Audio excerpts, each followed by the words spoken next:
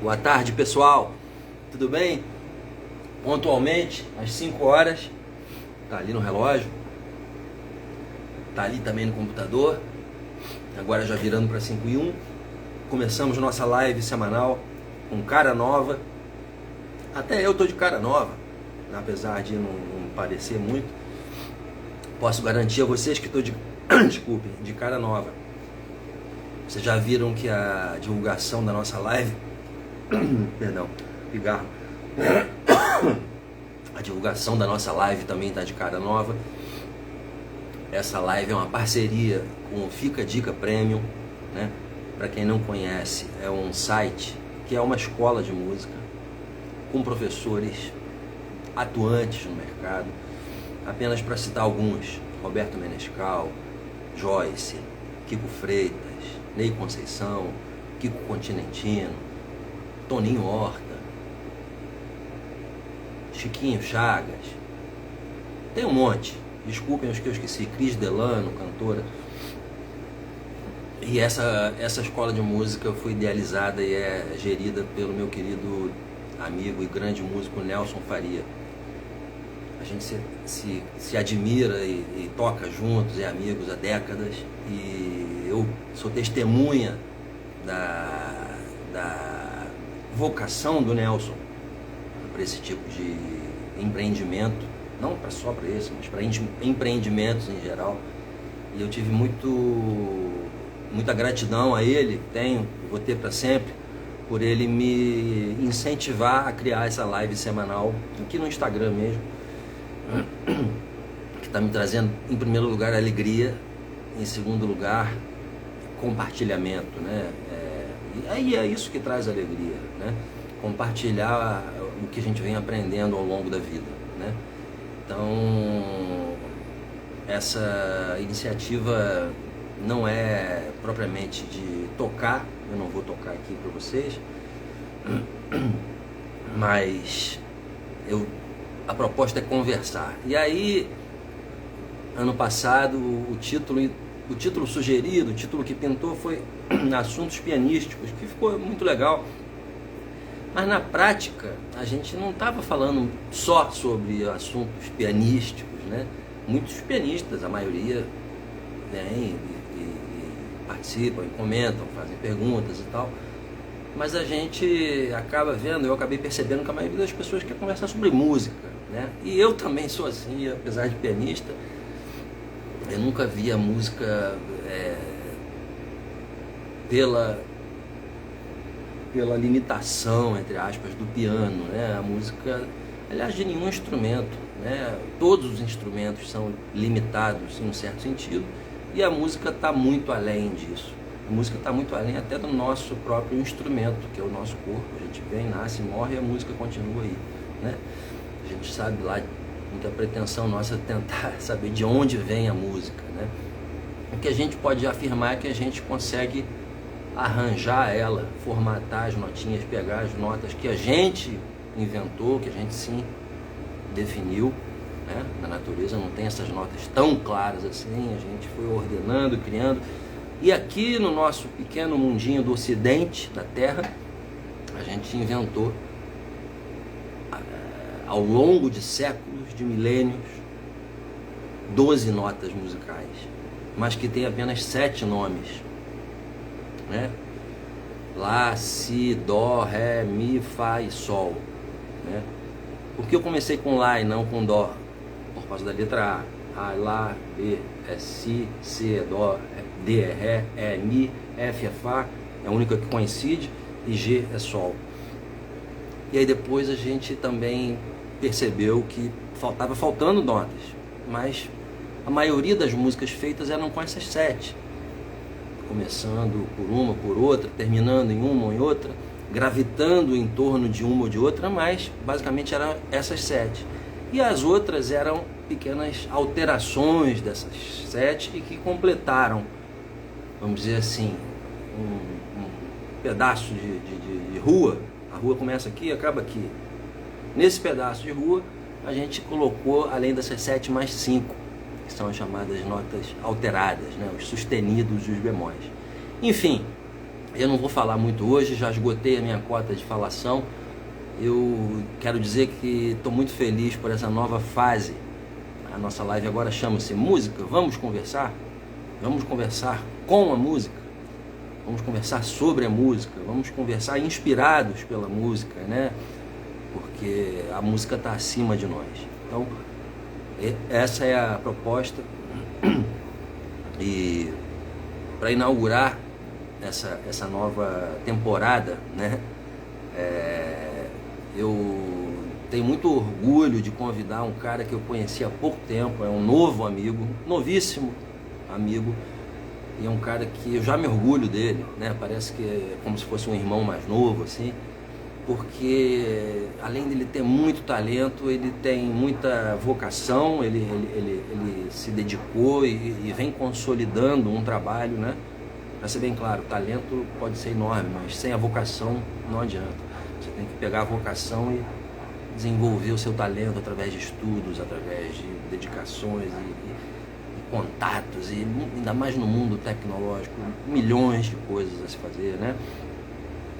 E além de tudo é um cara humilde, um cara gente fina, um cara que, pô, não parece que nem parece que toca tanto, que fez uma coisa tão incrível, que foi reinventar um instrumento, né? No caso aqui eu estou falando da gaita de boca, ou da harmônica, né? Enfim, hoje a gente vai conversar com o Otávio Castro. Ele reinventou a gaita e eu, ao longo da semana, eu fiz uma enquete, umas perguntas lá nos stories, né? Não sei se vocês viram. Alguém quer perguntar alguma coisa para o Otávio? E algumas pessoas realmente fizeram comentários não, perguntas, e vamos ver se a gente consegue responder a todas, né? Porque o nosso tempo aqui não é muito longo. Então, Otávio, seja muito bem-vindo. Seja muito bem-vindo, já fiz aqui a sua apresentação.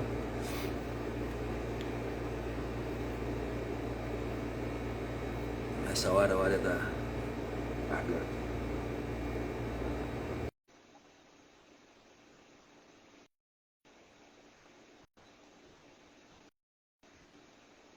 Cadê você? Estou lhe esperando, Otávio.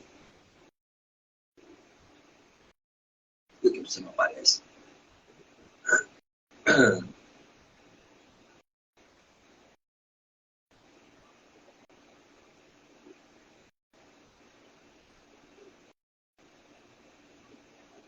Sabe? Eu cliquei 3 vezes. Vamos ver agora se entra.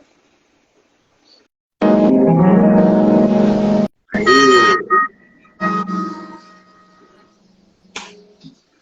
Olha o piano aí, o piano não abandona, né? Legal, mano. Boa tarde, pessoal. Otávio, eu estava falando de você, teve uma coisa da conexão, mas agora firmou. Eu estava dizendo que, enfim, já falei um pouco sobre você e falei que ia ler algumas perguntas, né, que as pessoas fizeram aqui ao longo dessa semana.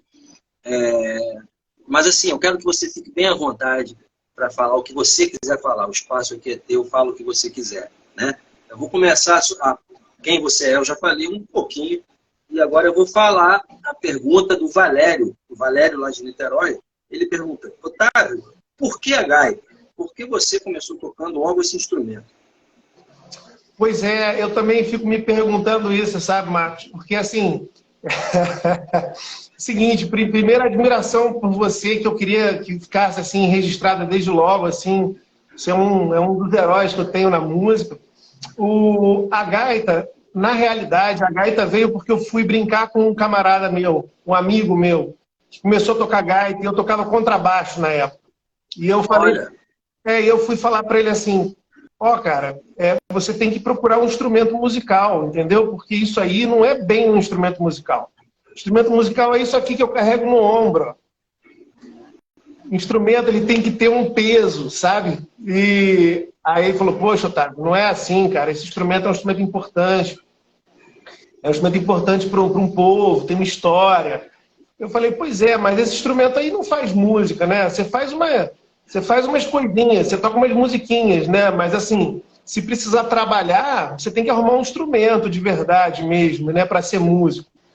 E aí eu fui fazer essa brincadeira com esse camarada, aí ele me mostrou uma gravação antiga de blues, e eu tocava rock na época, ele falou, olha, tá vendo? Foi daqui que veio o que você gosta. E antes de tocar contrabaixo, eu tocava percussão com a minha irmã. A gente tocava MPB e tal, coisa de família, um pouco de noite. E aí essa coisa da Você gaita... é filho de músicos, Otávio? Desculpe te interromper. Você tem pais músicos? Ou tios, ou avós? Sim, eu tenho vários familiares músicos. Por exemplo, quer ver um que talvez você conheça? É o Léo Brandão, que é um tecladista. O Léo é meu primo, né? Legal, legal. Léo é meu primo e é um ídolo que eu tenho também, é um herói musical, né? Que legal. Meu pai tocou bateria na época do samba jazz, pré-bossa nova, tocou na banda com João Donato, com Paulo Moura, quando eles tinham 16, 15, 16, 17 anos. Meu pai foi um dos fundadores do clube de jazz e bossa. E assim, a minha prima dá aula de flauta no UNB, né? A Beatriz. Que legal. Você é de Brasília, não? Porque o Léo é de Brasília, né? O Léo é de Brasília. Tem uma turma de Brasília, que é o Léo, o Marcelo Brandão, que é cantor também. Aí tem a Beatriz, que toca flauta. Aí tem meu pai, que baterista, né? Minha irmã aqui no Rio, ela é médica, mas ela toca muito bem violão e canta muito bem. Me colocou para tocar a partir dos 9 anos. Mas você é carioca. Eu sou carioca. Sou carioca, aqui estou na Zona Norte. Aqui eu estou no Alto da Boa Vista, na verdade, né? Mas essa casa aqui, ela tem várias histórias, a casa que eu moro. Tem várias histórias de pré-bossa nova, de ensaios que aconteceram aqui. Que legal, tá? E aí foi isso, cara. Eu fui brincar com o gaitista, fui tirar com ele, dizer para ele que ele não estava tocando um instrumento. Acabei mordendo a língua, né? Acabei comprando uma gaita para mim.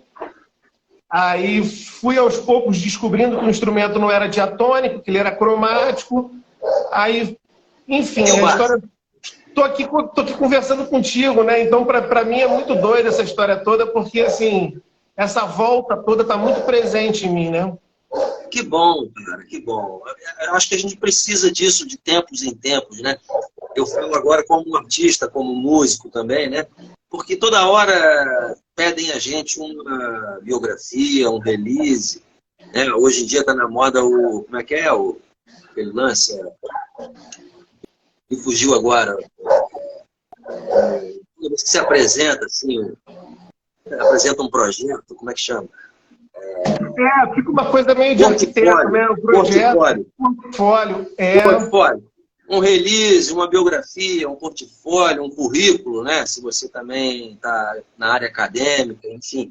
Você tem que estar toda hora se revisitando, toda hora que eu digo assim, se você está ativo na parada, né?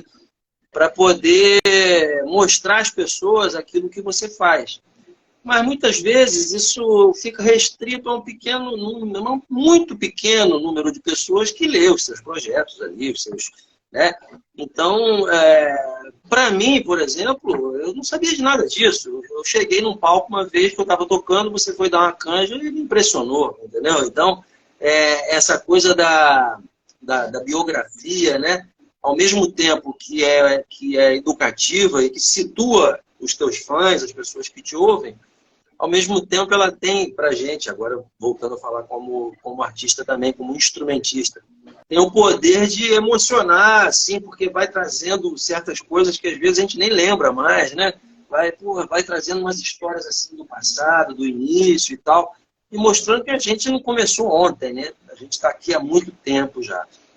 E aí, talvez por isso, você já estava entrando nesse assunto, você falou que descobriu que a gaita não era diatônica, que era cromática, né? Mas você tocava o contrabaixo, que era um instrumento cromático, né? Então, assim, como é que foi essa transição do contrabaixo para a gaita a partir dessa descoberta do diatônico cromático? Isso é uma coisa que, antes mesmo de entrar na coisa dos detalhes do instrumento, eu queria saber na tua cabeça, assim, o que rolou. Rapaz, é super interessante. E eu tenho um negócio de falar meio forte. Então, assim, tem que segurar. É o seguinte, Eu comecei a tocar gaita com 14. Mais ou menos.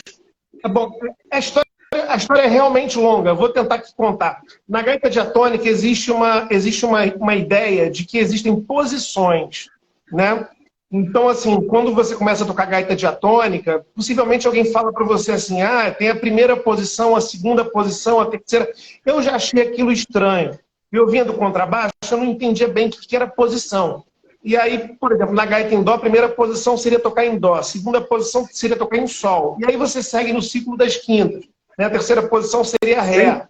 Sem trocar de gaita? Pois é aí que está o problema. Você chegava, na época que eu comecei a tocar, você chegava até a quinta posição.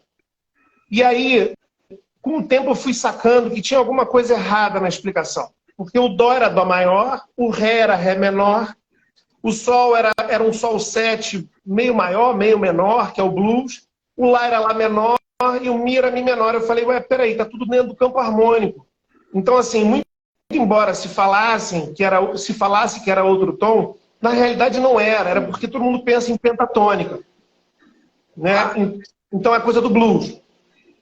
E aí eu cheguei pro meu professor e falei, e como é que é a sexta posição? Aí quando chegou na sexta, que era si, é que deu o problema. Falou, olha, sexta posição ninguém toca, porque tem que ter um Fá sustenido.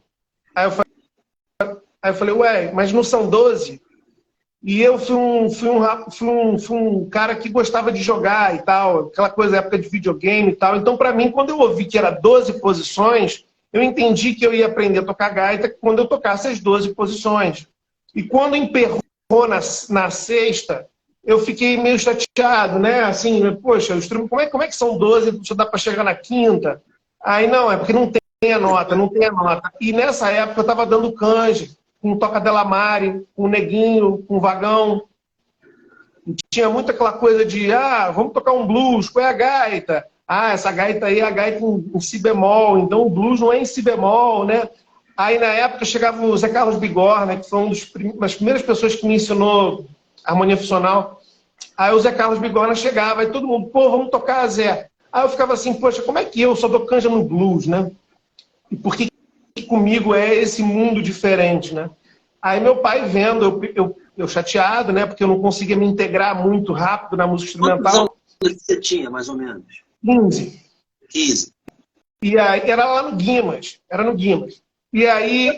Falar também. Por acaso a gente não se encontrou, eu não me lembro. Eu vi, eu te assisti muitas vezes, em várias situações diferentes. Você cabeludo. Mas lá no Guimas? Não, no Guimas não, mas em vários palcos, inclusive em Niterói. Aí... porque eu andei tocando lá, só um parênteses, andei tocando lá como substituto do João Rebouças, né? E tinha uma banda que tocava toda segunda-feira, um conjunto, né? Na época era conjunto. Tinha um conjunto que tocava toda segunda-feira lá, e era com, você falou do Bigorna, mas não era o Bigorna, era o Raul Mascarenhas. Sim. Era o Ricardo do canto, no contrabaixo, o Cláudio Guimarães na guitarra, o Felipe, esqueci o sobrenome dele, e o pianista João Rebouças. E eu fiquei amigo do Ricardo do canto, e eu era tipo você, assim, 15 anos, talvez um pouquinho mais, uns 17, assim. E aí o Ricardo me chamou para ser sub do Rebouças, e eu fiquei tocando muitas vezes no Dimas. Então é muito legal saber que você também andou por lá dando canja, né? Sim, e os primeiros temas assim de música instrumental foram lá que eu aprendi com Toca, com o Neguinho no trompete. E aí, eles eram de outro dia. Eu lembro disso agora. Eles eram de outro dia da semana. A gente era nas segundas. O Neguinho, o Toca e o Vagão eram outro dia da semana. Mas era semana também, era na semana, eu acho que era na semana também. Sim. E aí, o meu pai falou assim, olha só, Aí uma vez, voltando para casa, ele falou assim para mim, Otávio, deixa eu te falar a verdade. Você devia estar tocando a gaita profissional, entendeu? A gaita profissional, ela tem todas as notas, é a gaita que tem um botão. Eu sei que não é a gaita que você gosta mesmo, mas para você fazer esse som, você tem que tocar a gaita profissional. Certo.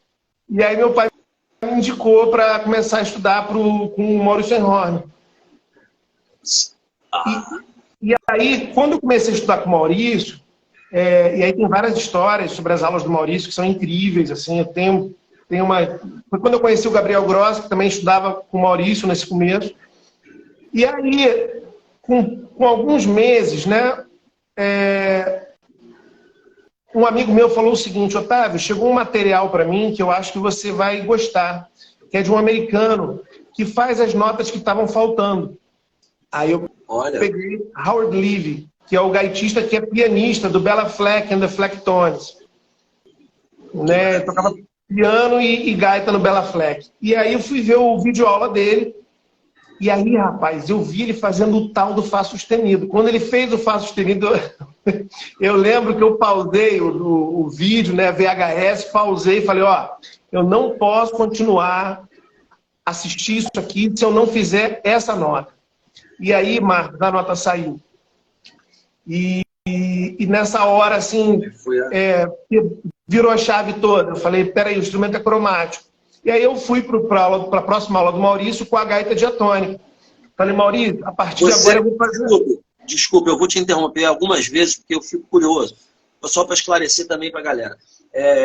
Você não tinha ainda experimentado a gaita cromática. Você, já, eu estava estudando a gaita cromática. Mas há pouco tempo. Eu estudei com o Maurício, eu não sei se foi 1 ou 2 anos, mas foi muito intenso, porque as aulas do Maurício são muito intensas. Certo, então, mas você até hoje eu toco, continuando usando as duas gaitas, a diatônica e a cromática. Sim, eu passei a ir para a aula do Maurício com a diatônica, falando para ele que eu ia pegar tudo que ele tivesse me ensinando e passando para a diatônica. Daí que veio o nome cromatismo na harmônica diatônica, que foi o termo que eu desenvolvi para dizer que todo o estudo de gaita diatônica seria a partir dos estudos de gaita cromática. Entendeu? Esse aqui é o diferencial, né? Assim, o Bela Fleck lá, o disco do pianista e gaitista, ele conseguiu te despertar isso quando você estava ali tentando ter tua expressividade com ambas. Eu tinha desistido praticamente da gaita diatônica, né? Porque tinha aquela ideia de que ela não seria a gaita profissional, que ela seria uma gaita mais brinquedo, né? E aí, quando eu percebi que eu talvez conseguiria romper aquela barreira da tal da 6ª posição, eu falei, poxa, nasci para isso, né? A minha missão é essa, então eu vou fazer esse negócio. E aí, com os estudos de música, eu fui vendo que as 12 posições, na verdade, elas não existem, que tem um papo furado nisso aí. Porque, por exemplo, 2ª posição seria Sol na gaita em Dó. Mas qual Sol? Que Sol é esse? Porque o Sol é só o centro tonal, né? O que gravita em torno, né? A gente está falando de que modo, qual campo harmônico, qual situação, né? Então existem bilhões de sóis, né? Então...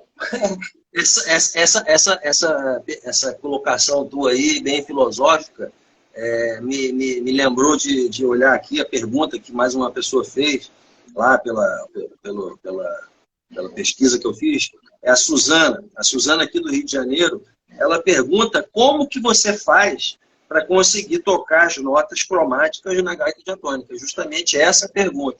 Né? Então, assim, você está entrando nesse terreno, por favor, só quis te interromper para isso. Explica, porque até eu não sei bem, acho que ninguém sabe direito, a não ser seus alunos. Cara.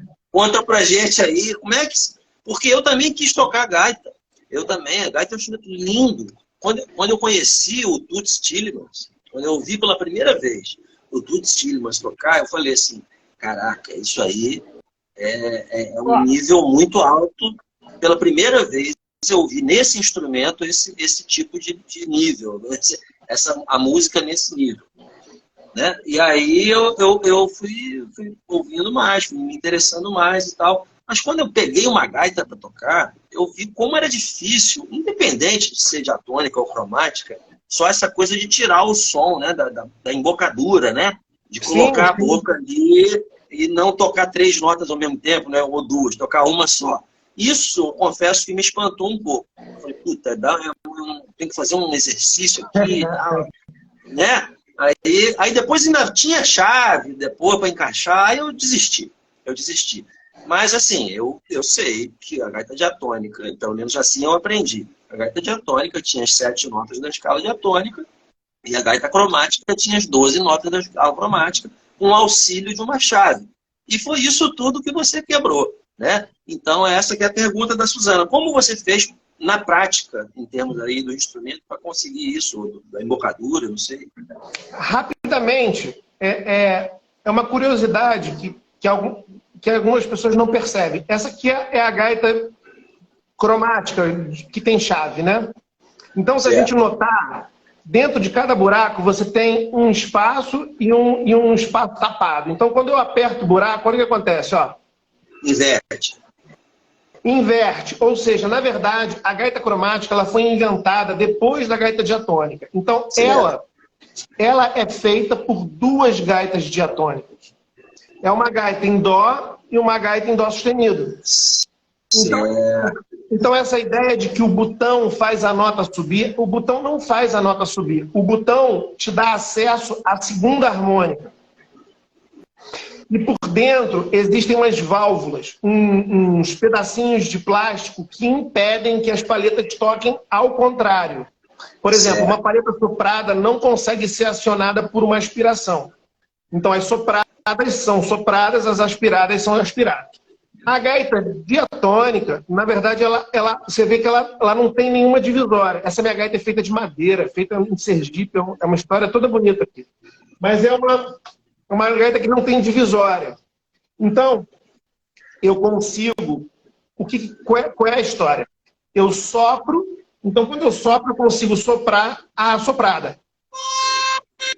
Só que se eu modificar a direção e a pressão do ar, eu consigo fazer a aspirada ser tocada por um sopro. Por um sopro? Isso, eu vou soprar a palheta aspirada. Então, você vai fazer o ar que... Vamos fazer uma ideia visual aqui. O ar que você sopra é assim. O ar que você aspira é assim. Certo?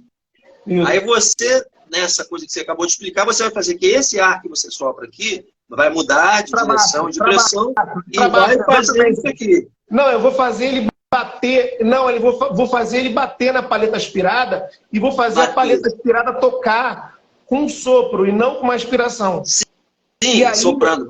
Vai fazer uma mudança. E aí vem o princípio. O princípio do instrumento é que toda palheta tocada ao contrário, ela dá meio tom acima. Caraca. Então, quando eu sopro, eu tenho um dó. Quando eu aspiro, eu tenho um ré. Então, quando eu modifico o meu sopro, eu atinjo a palheta do ré. Mas, como esse ré é feito aspirado, na medida em que ele é tocado com um sopro, ele toca meio tom acima. Então, ele dá um mi bemol. Caraca, Otávio. Aí, o que acontece? Quando eu aspiro, eu tenho um ré. Aí, se eu modificar a direção e o sopro da aspiração, eu vou aspirar a soprada, que é dó. Vai aspirar, que é o dó. E vai dar um mi bemol. Que vai dar um ré bemol. Porque esse dó tocado ao contrário, ele vai tocar meio tom acima. Aí, o que acontece? As palhetas, elas têm certa flexibilidade.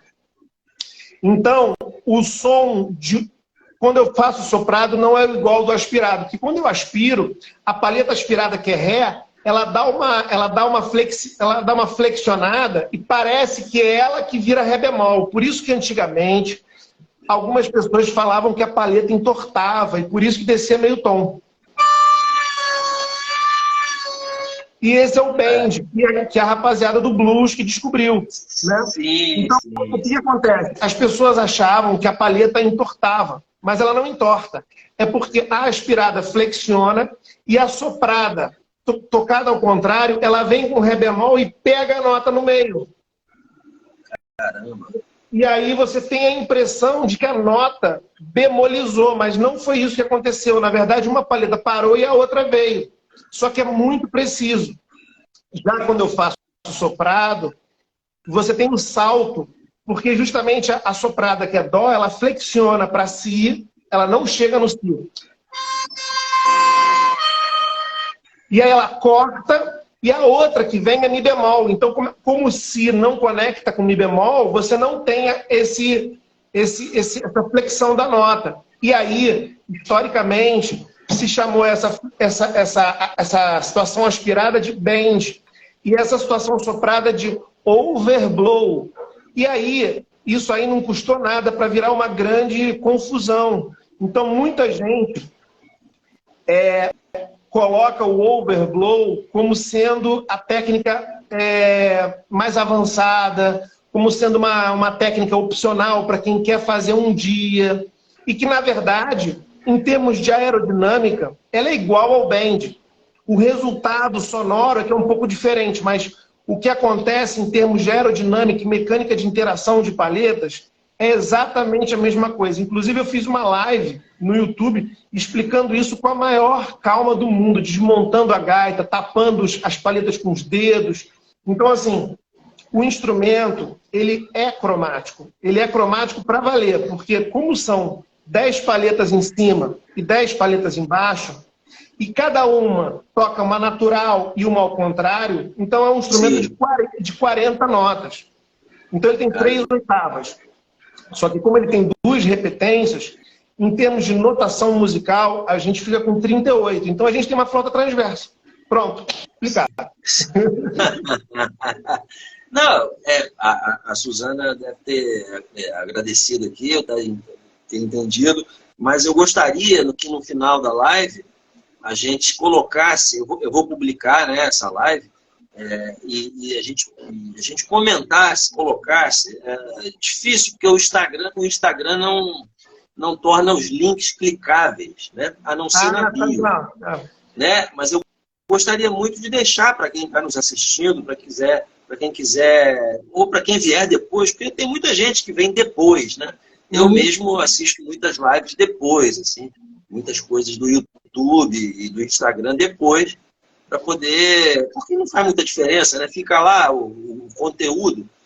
Então eu queria que quem viesse nos visitar, depois que terminar, vai ficar aí pro resto da duração do Instagram, pudesse assistir esse teu lance do YouTube aí, entendeu? Porque é muito curioso, assim. Eu particularmente me interesso muito por essa coisa de construção de instrumentos, né?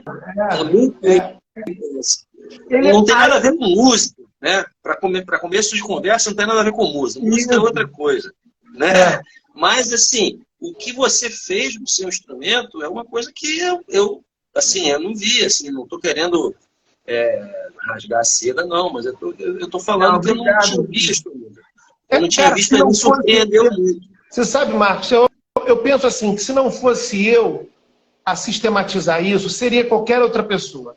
Porque a gaita, ela tem uma vida própria, ela tem uma mecânica que ela independe do talento de qualquer pessoa. Então, quando eu percebi que um instrumento ele tinha essa capacidade por ele mesmo, eu fiquei ainda mais feliz, porque, na verdade, esse instrumento é um instrumento que não tem digitação. Ele tem um número muito pequeno de peças. Então, os itens são muito pequenos. A extensão é a extensão da flauta transversa. Então, ele é um instrumento, vamos dizer, dos virtuosos. Assim, o virtuoso que quiser tocar tudo numa gaita só, muito bem. Mas a gente também tem um outro tipo de público que eu aprendi com o tempo, que eu tive alunos tetraplégicos. E o tetraplégico, uma vez... O primeiro tetraplégico que chegou para ter aula comigo, ele falou assim: Otávio, olha só, eu quero estudar com você, mas não é para tocar essas coisas que você toca, não, esses choros, esses hermeto maluco, não é isso, não. Eu quero tocar tudo numa gaita só, porque eu quero poder fechar a porta do meu quarto e tocar sem pedir para o enfermeiro trocar a gaita do suporte. Ou seja, a gaita diatônica é o único instrumento cromático que um tetraplégico consegue tocar. Bom, aí quando eu tive essa noção, eu falei, caramba, isso é muito mais sério do que eu estava pensando, né? E aí depois eu também fui me tocar que é um instrumento acessível, que não é um instrumento caro. Então, assim, também é um instrumento que pode ser um instrumento da rapaziada que tem alguma dificuldade financeira para tocar. Então, assim, claro. eu penso assim, não, tenho certeza absoluta que esse instrumento é um instrumento que tem uma história muito longa ainda pela frente, porque até um certo momento da história se imaginou que tudo tivesse sido feito nesse instrumento. E quando ele foi descoberto como um instrumento cromático, a sensação que eu tenho, Marcos, é que isso tudo voltou a estaca zero, porque a gente tem séculos e séculos de música, a gente tem um Brasil cheio de música, um planeta, né? Música africana, música europeia, a música japonesa, a música de todos os lugares do mundo. Então, assim, tem muita coisa para ser feita nesse instrumento. E aí eu costumo falar, há muito a ser feito. Então, assim, eu estou fazendo a parcela que me cabe, mas, assim, é muita coisa que dá para fazer com esse instrumento, e é um instrumento de bolso, ou seja, é um instrumento que pode ser um instrumento do trabalhador, entendeu? Então, assim, tem toda uma série de possibilidades que é maravilhoso. Então, assim, o que acontece? Como ele não tem chave, como ele não tem botão, ele não é um instrumento que você precise de digitação, de ter dedos rápidos. Ou seja, a depender da idade que a pessoa começa, a dificuldade não é tão grande. Pode parecer que não, mas é sério. É porque o que faz a gente tocar gaita diatônica é o mesmo que faz a gente falar. Então, assim, tá todo mundo preparado para tocar, porque é um instrumento todo vocalizado, né?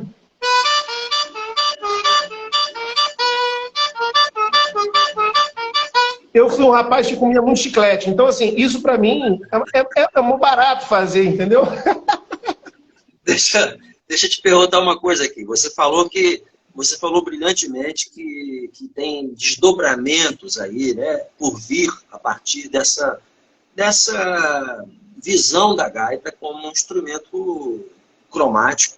A gaita diatônica não é diatônica, ela é cromática. Além disso, ela é acessível. Além disso, ela cabe no bolso, é leve, pequena, e ela pode até ser tocada por tetraplégicos. Então, assim, o alcance é muito grande, né, devido às facilidades que ela tem. No entanto, no início da live, eu falei que eu senti dificuldade com a embocadura, porque eu achava o furo muito pequeno, né?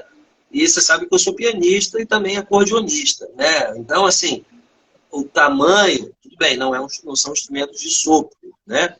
Mas são instrumentos de teclas, tanto o piano quanto o acordeon.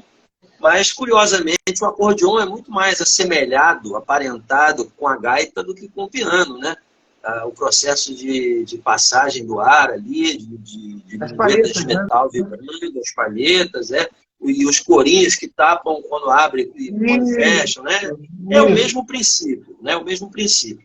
Inclusive, meu acordeon, um dos meus acordeões, ele tem de fábrica, ele veio de fábrica, uma nota que fica muito fácil fazer o bend nela. É só puxar o fole com mais força, coisa que não acontece com as outras. Eu tenho medo de quebrar. Se eu puxar com muita força... Não quebra não. Quebra não? Mas essa nota... Mas pode desafinar, pode desafinar. Pode desafinar, pois é. Com pouca força, ela já chega em meio tom, entendeu? É só dar uma pressãozinha assim nela, que ela chega em meio tom. Mas não é a tua técnica. Não, é a técnica do meio. Porque a minha se vale da paleta oposta.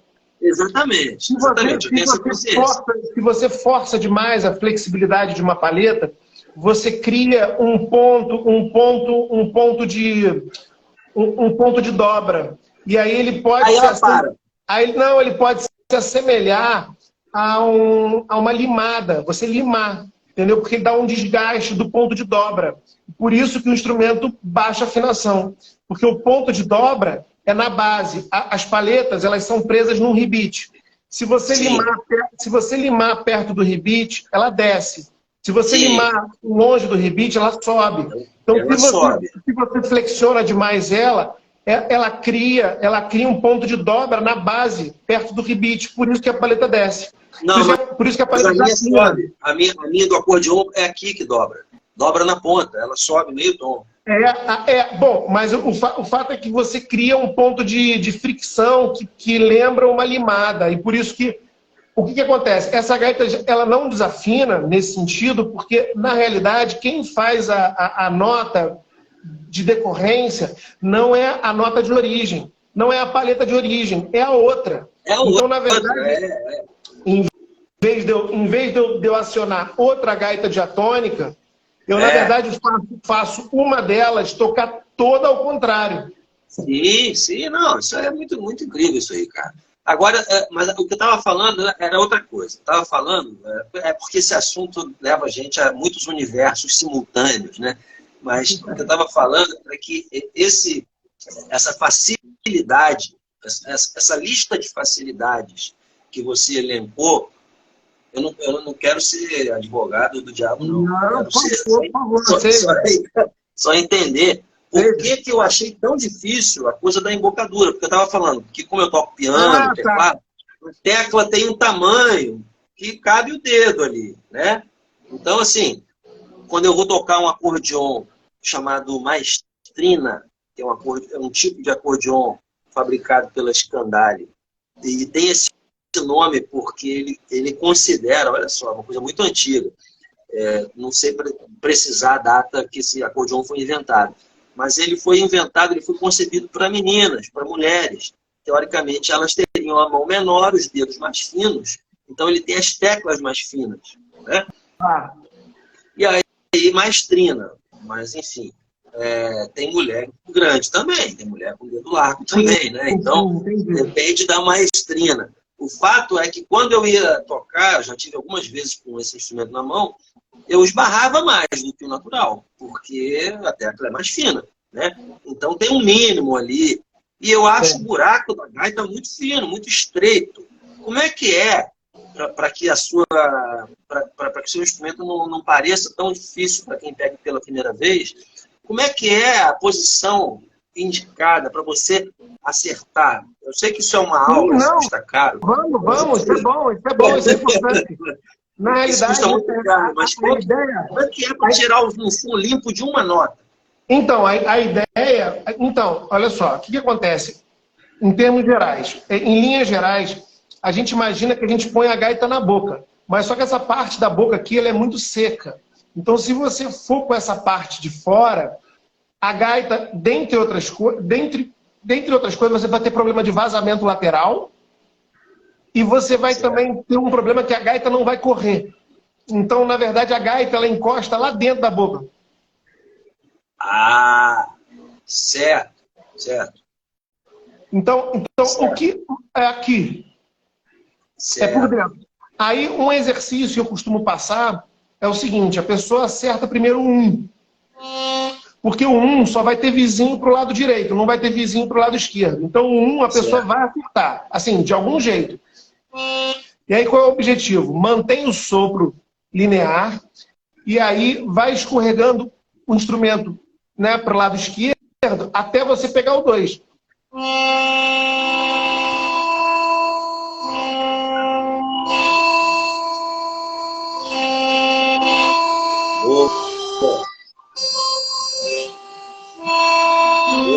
E o sopro não é esse sopro monstro. Não. É um sopro que, na verdade, é você embaçar um vidro. Então, antes de fazer isso, vale a pena você embaçar um vidro, porque o que faz a gaita tocar alto não é a pancada do vento, mas é a temperatura. Então, assim, se você mexe com ar quente, o metal, ele vibra mais. Então... Isso aqui não apaga nem vela. Então, o que eu faço, eu toco com muito pouco ar. E aí, quando a gente toca com muito pouco ar, uma outra coisa que ajuda mais na frente é de você ser rápido. Porque se você dá jatos curtos, você consegue andar mais pelo instrumento mais rápido, né? Então, assim, para começar, acertar o 1 e correr a gaita aos poucos. E curtir bastante quando pega 2. Porque, na verdade, o mais importante não é você acertar o 2, mas você ganhar a métrica, né? A geografia do instrumento. Então, assim, quando passa e toca um pouquinho dos 2, aproveita, vai levando para o 2, porque quando chega no 2, geralmente a gente acaba pegando o 3. E aí, para não deixar a embocadura ficar muito larga, porque esse que é o problema, você projeta o bico para frente. Porque quando você projeta o bico para frente, ele estreita dos lados. Então, estreita onde poderia ver o vazamento. E aí, se você coloca o queixo para frente, você deixa o som mais grave. Eu não falo assim, entendeu? Eu não posso falar assim, entendeu? Então, assim, quer dizer, você, para tocar gaita, você precisa assumir que a mão do guitarrista ou a mão do pianista passa a ser o seu rosto. Então, assim, é um instrumento que acaba gerando várias caretas, assim, né? E aí você precisa se desfazer de algumas, né? Ah, vou tirar uma foto. Não dá, né, cara? Deixa o rosto trabalhar, porque essa coluna de ar, ela não começa na boca, né? Ela começa lá no diafragma. Então, assim, a postura é muito importante, né? Para que você tenha o controle desse horn, né? Como se o horn fosse interno, né? Como se o saxofone ele estivesse dentro do corpo.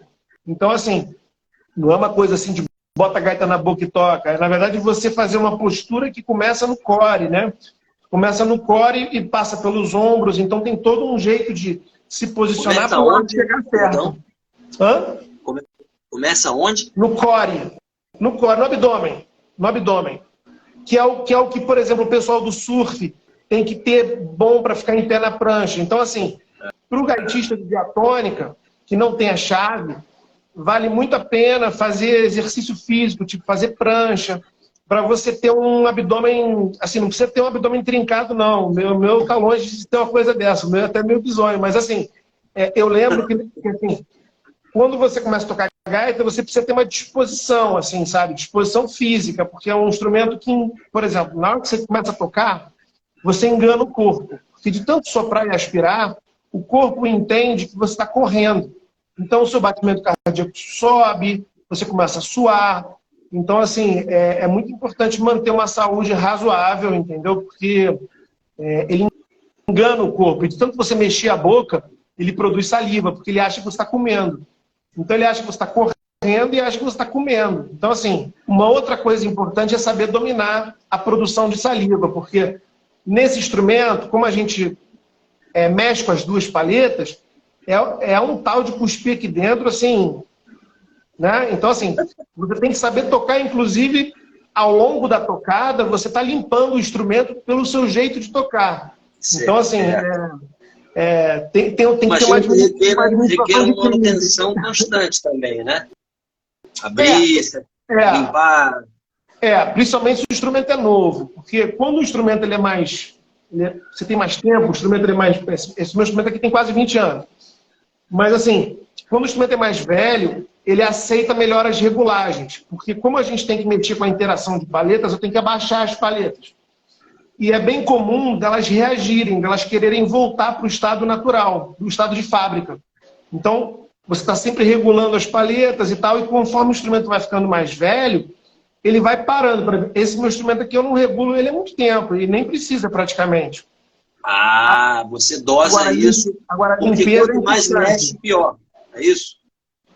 Porque, na verdade, você passa um ano praticamente mexendo nele muitas vezes, até ele guardar a memória dos posicionamentos das paletas, as alturas e os arqueamentos das paletas. Agora, tem a questão da limpeza, né? A gaita é um instrumento porco. Então, assim, é muito importante saber limpar. Essa foi a minha pergunta. Você, quando falou isso, me levou a essa curiosidade. Já que acontece essa produção de saliva e fica ali, por mais que você saiba dosar, você vai precisar abrir a gaita para limpar, ou não? Sim, você tem vários tipos de limpeza. Assim. Você pode ter uma limpeza mais superficial, que é de tirar umas sujeirinhas da borda dos buracos, mas também você pode abrir essas tampas e dar umas, tipo uma calimba nas paletas para elas instalarem e soltarem a poeirinha, ou você pode desmontar tudo, pegar essas placas de voz que estão aqui dentro e mergulhar numa solução de limão com sabão neutro, bota 10 minutos, o instrumento fica legal, tira, passa na água corrente, aí não passa papel toalha, deixa ele laquear, ele laqueado você monta, tá ótimo. Entendeu? Otávio, Otávio, você é demais, bicho. Eu queria te falar uma coisa. Eu queria te falar uma coisa. Todo gaitista, fala não, te perguntar. Todo gaitista, pelo menos o gaitista que toca regularmente, não estou dizendo de profissão, não estou dizendo de quantidade de horas, mas todo gaitista que se dedica, da forma que for, a tocar esse instrumento, ele é bom que ele saiba fazer essas coisas, ou existe um profissional que conserta, que limpa, que mantém as gaitas do... Um profissional que eu digo, uma categoria profissional, né? Existem vários luthiers, assim, não tanto quanto o luthier de sax, de violão, mas você tem alguns muito bons no Brasil. Agora, assim, eu acho que o músico, ele precisa saber se virar, assim, limpar a gaita, regular, afinar, o cara tem que saber um pouco. Por exemplo, vai que eu vou viajar, daqui a pouco eu viajo para tocar. Aí eu chego lá e não está batendo, o Fá tá baixo. E aí, vai fazer o quê?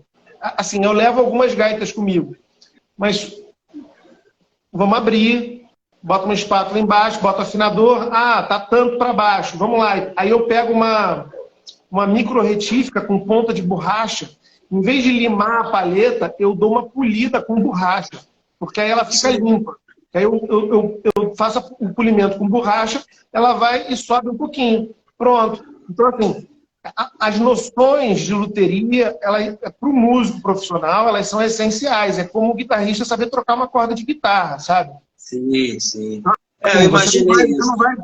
Você não vai abrir o corpo da guitarra e vai mexer na elétrica. Tá, tudo bem, você não vai fazer isso, mas trocar a corda, talvez reparar ali a cravelha, sei lá o que aconteceu, ou sei lá, a tarraxa, né? Alguma coisa assim, você tem que saber resolver, né? Porque a vida é cheia de apuros, né? E assim, quando você pega um avião, né, e sobe e desce, né? Decolou, chegou, essa mudança de pressão costuma afetar o instrumento. Então, assim, chegou no aeroporto, entrou na van, já começa a pegar as gaitas e tocar e já vê quem está mais ou menos, quem é que tomou um couro com a pressão, para chegar no quarto de hotel já fazer a regulagem para poder ir para a passagem de som. Não, realmente é um instrumento muito peculiar. A gaita é um instrumento lindo, é um dos que eu considero mais lindos, tanto que eu quis tocar seriamente uma época da minha vida.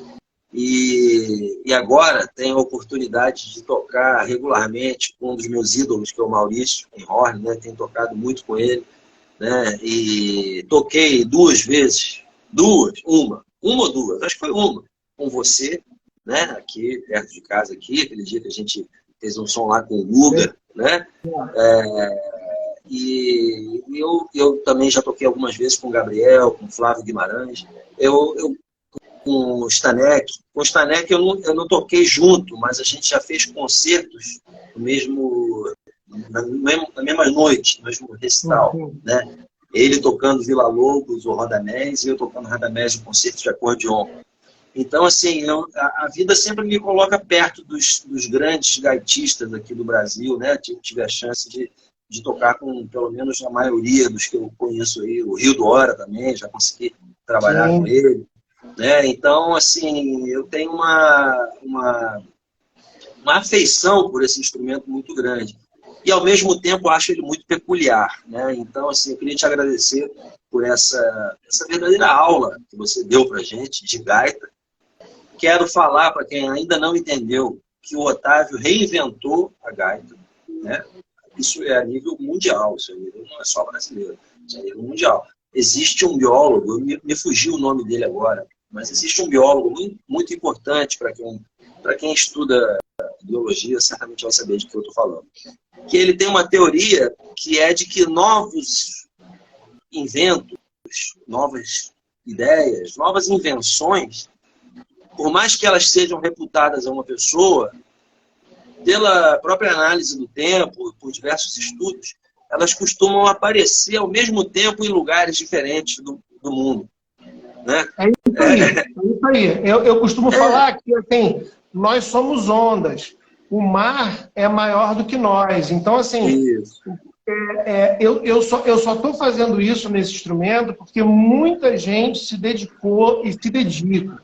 Então, assim, eu tô na esteira de gerações e gerações. Então, assim, o meu maior desejo, principalmente com meus alunos, é que eles queiram realmente, sabe? Você tem vontade de tocar mais que eu? Poxa, que bom, vamos lá, vamos lá. E assim, na verdade, tocar mais que alguém, isso não existe. Você vai tocar mais que você mesmo. Mas é importante que as gerações tenham essa questão da superação como algo positivo, sabe?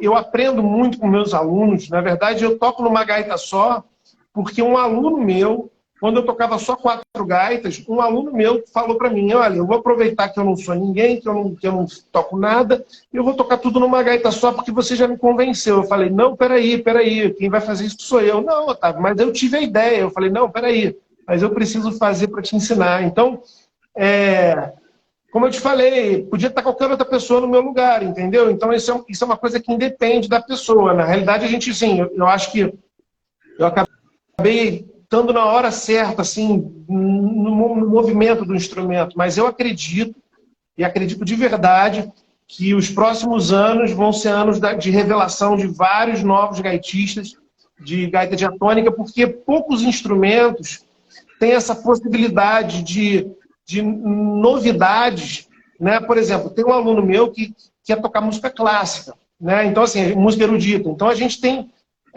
praticamente não tem ninguém tocando erudito nisso. A gente não tem um gaitista de diatônica ainda que toca frevo. Assim, eu toco alguns frevos, mas assim, um gaitista de frevo, um gaitista de maracatu, um gaitista de fandango, um gaitista de chamamé, um gaitista de...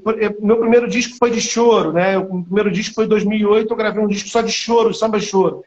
Então foi o primeiro disco que se tocou choro na diatônica e com uma gaita só. Foi o meu disco de 2008. E aí depois eu fui seguindo com os autorais. Então, assim, tem muita coisa para ser feita, música espanhola, música africana, o próprio jazz, tem muita coisa para ser feita no jazz, né? O Howard Levy, ele gravou um disco de jazz que é a âncora desse movimento todo, né?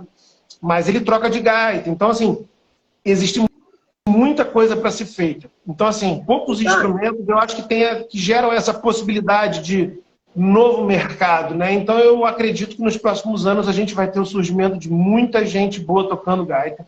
E no que eu puder ajudar, eu estou à disposição de todo mundo aí. Adoro ver gente interessada.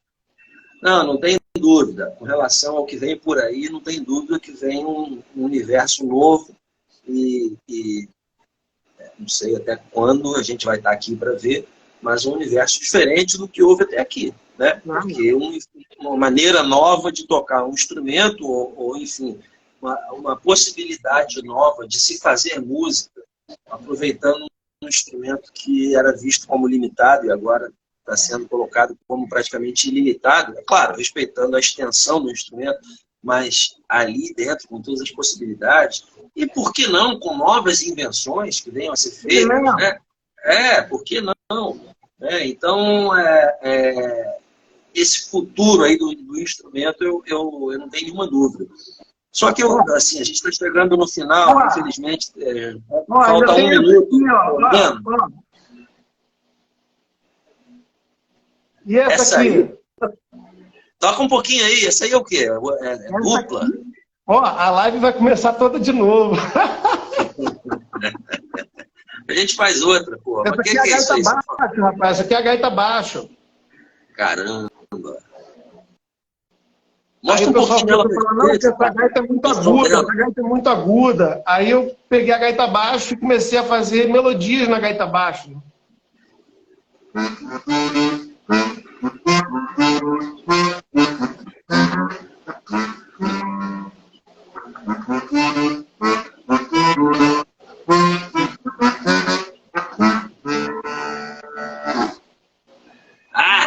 Demais, cara. Tem que trocar, né? Aí a última dela é a primeira daqui. Então elas se somam. Que barato, cara. É Qual é a isso, nota cara. mais grave da baixo? Qual é a nota mais harmônica. grave? Hã? A nota mais grave da Ela é gaita, bem da gaita mais baixo. grave. Ela é clave de Fá e ela é de paleta dupla, né? Então ela faz oitavas, né? Não. Não, eu te perguntei qual é a nota mais grave. É o Mi. Esse aqui? Ou esse? Esse aqui, né? Aquela é oitavada. Sim. Entendeu? Bicho, sensacional, cara. Olha só, eu queria aproveitar. A gente, claro, que pode fazer outra live em outro momento Não, para falar. eu tô de pilha, porque as Assim, novidades elas não param aqui. não param, não, e não vão parar. Em breve, inclusive, eu espero que nós tenhamos novidades musicais, artísticas, para contar para a galera aqui que nos assiste, né, que nos acompanha. Mas é justamente essa a última pergunta que eu queria te fazer. Sobre carreira, né? Porque a gente falou muito da gaita, tinha como ser diferente, você é um cara que inventou um jeito diferente de tocar a gaita, mas você é um cara que tem uma carreira, então eu quero que você fale assim, um pouquinho, pode tomar seu tempo aí, quero saber assim, quantos discos, quantos álbuns você já gravou, e se você tem algum projeto para esse ano em andamento, se tem alguma coisa vindo pela frente em termos de show ou de gravação. Eu tenho 5 álbuns gravados, né? Eu comecei em 2008 com o álbum Promessa, né, de música brasileira, de samba choro, gravado com Patrick Ângelo no 7 cordas, com Abel Luiz no cavaco, bandolim, violão tenor, e o Dizzy do pandeiro, o Dizzy que hoje produz pandeiros assim de excelência. Depois, em 2019, eu gravei o álbum Bom Retiro, gravei com Jefferson Leskovic, com Thomas Lenny no piano e com o Guga na bateria. Depois veio a pandemia, né? Sim. E aí que começou a grande confusão, assim, né? Eu considero da pandemia para frente assim uma mudança total de concepção, que eu comecei a gravar todos os instrumentos. Então, de 2020 para frente começam meus álbuns que eu toco todos os instrumentos, né? Então, você tem um estúdio no caso? Você grava na sua casa?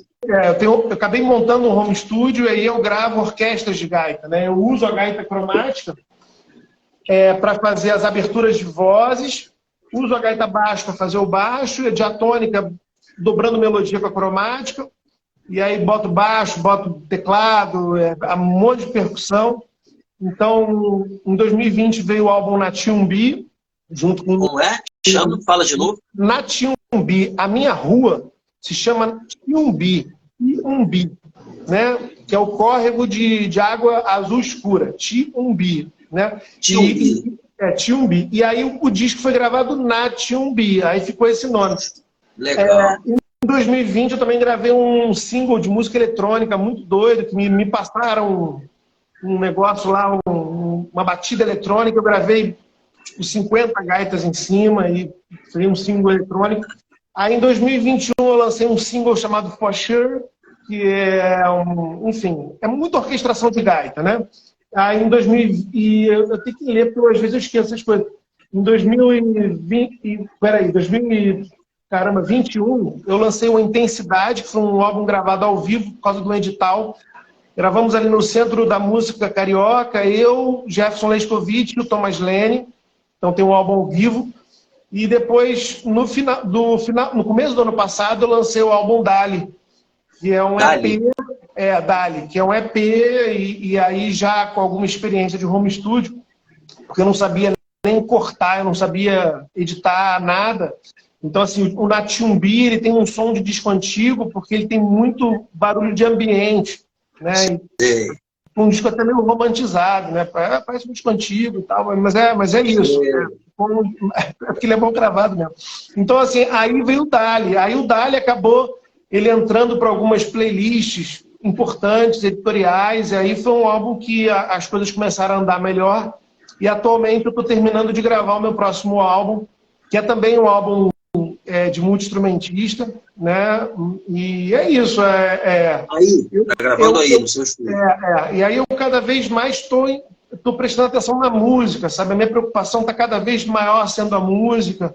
porque a gente faz para um público em geral, né? Tipo, então, eu gosto muito dessa coisa das instrumentações, e o próximo disco possivelmente vai ter umas novidades, porque não vai ser um disco totalmente over, né? Tipo, todas as faixas, muitos instrumentos. Vai ter faixas com menos instrumentos, e aí ele vai ser metade de músicas que foram feitas para mim, que eu tive a honra de receber homenagem de algumas pessoas, e metade do álbum vai ser de músicas minhas. Então a Legal. gente segue aí nas produções, né? Sigo teimoso. Se não derem oportunidade, a gente cria, entendeu? E a gente vai fazendo de um jeito ou de outro. A gente está deixando um rastro, né? Não só de estudos, né? Porque o meu canal no YouTube tem muitas lives assim que eu explico como é que as coisas funcionam. Tem essa parte pedagógica, mas tem a parte também de compositor, né? Eu compus muitas músicas direcionadas para o instrumento. Então, assim, a pessoa que hoje começa na música instrumental, não tocando, existe música instrumental para você, mudando de tom, mais difícil, menos difícil. Existe um mundo te esperando. Bem-vindo. Que barato, bicho. Olha, Otávio, você está de parabéns. Obrigado, mano. Pessoalmente, mas então aqui agora que vai ficar registrado, eu queria convidar as pessoas a conhecerem melhor o Otávio. Ele já falou aí, tem o canal do YouTube, tem nesse canal tem todas essas coisas aí. Tem aquela palestra que você falou, não é isso? Que você falou, onde você desmonta a gaita e explica ali, tá no seu canal. Essa é mais legal, essa é mais legal. Essa aí eu acredito que para entender melhor essa revolução aí da maneira de transformar a gaita, que era considerada de atônica em cromática, esse vídeo especial que está lá no canal do YouTube do Otávio Castro. E também tem os discos, os álbuns dele que estão nas plataformas sociais, não é isso? Poxa, isso aí que eu vou ficar mais feliz ainda se vocês puderem ter acesso, porque a gente... Músico faz música, né? Então o que a gente gosta mesmo é que a pessoa coloque o fone, né? E preste atenção, né? Exatamente. A gente fica alternando entre redes sociais e álbuns, e EPs, e singles, mas como você falou, a gente é músico, né? A gente até faz vídeo. Mas o nosso lance o nosso lance é tocar. A gente tem a sorte de ter uma aparência legal, você é bonitão, eu também não estou ruim, entendeu? Então as pessoas até curtem nos assistir. Mas o nosso lance mesmo é a música, são os sons, as combinações. É invisível. Ela é invisível, ela não tem raça, ela não tem cor, não tem país, não tem religião, não tem nada, né? Ela é um mistério. A música é um mistério. Né? E a gente tenta se aproximar dele da melhor forma possível, com muita, eu pelo menos, e sinto que você também, com muita reverência, né? De uma maneira muito reverente. Então, fica aí o convite. Eu quero te agradecer por ter inaugurado essa nova série aí de conversas com a música. E qualquer dia desse a gente se encontra para fazer um som, né? Vamos tocar junto. Vai ser maravilhoso. É um prazer imenso falar contigo. É uma honra imensa poder startar dar início a essa série, desse seu programa.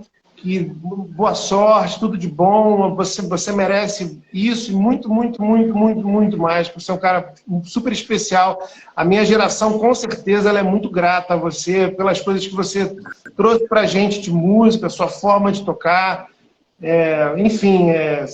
Sempre genial na forma de montar os acordes, de conduzir as músicas, de fazer as melodias, o raciocínio de improvisação, assim, fulgurante, magnífico, referência para todos nós. Muito obrigado, é um prazer e eu estou abaixo aqui de você, estou no lugar certinho onde eu tenho que ficar. Não, para com isso, cara. Ó, eu vou só aproveitar com isso. O Instagram só deixa ser assim, mas eu vou gravar essa semana um disco de piano solo, só de músicas minhas. Cara, eu tô nervoso aqui, cara, porque eu tenho que estudar essas músicas e tenho que tocar bem. Vai ser depois da manhã. A sua sorte é ser quem você é, rapaz, porque se não fosse, eu também ficaria nervoso, mas se eu fosse você, eu acho que eu ficaria bem mais tranquilo. Um beijo, Otávio. Tudo de bom. Muito obrigado, cara. Obrigado mesmo, cara. Tudo de bom, a gente se fala. Até a próxima. Tudo de bom, gente.